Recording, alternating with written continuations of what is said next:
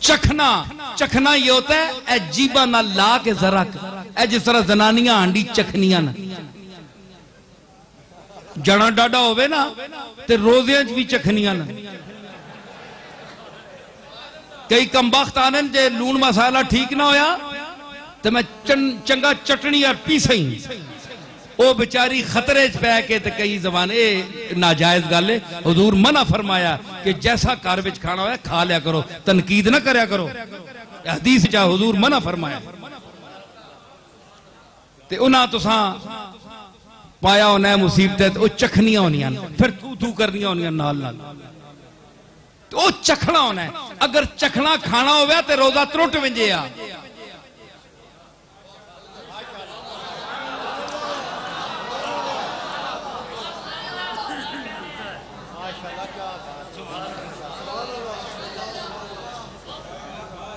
تو چکھنے کا مطلب ہے کہ اس کا اندر میدے تک اثر یہاں تک بھی ذرا لمس مس ہوتا ہے چونا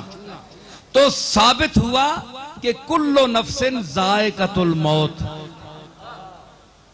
ہر نفس سمجھ آئی چکھے گا تے کوئی اتنے گئے گزرے ہونے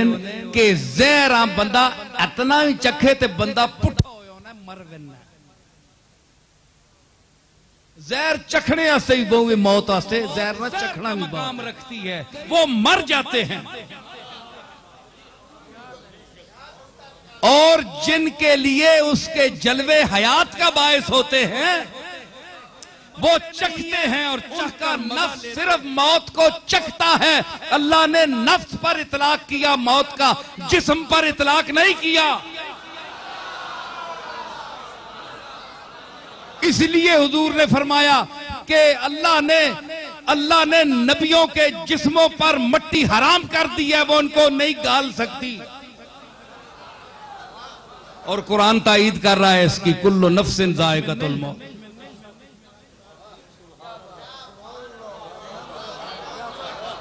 تو آپ کا فلسفہ وہ کہاں گیا مماتیوں کا کہ یہ مر گئے کھپ گئے بھائی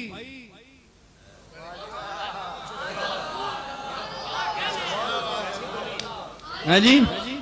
وہ کیا مولانا احمد رضا کہتے ہیں پھر مجھے شعر وہ یاد آ رہا ہے جی مر گئے تیرے دشمن کئی بھونکتے مر گئے تیرے دشمن بھونکتے مر گئے تیرے دشمن کئی بھونکتے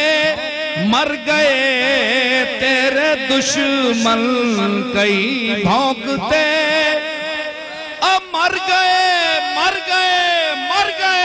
تیرے دشمن کئی بھونکتے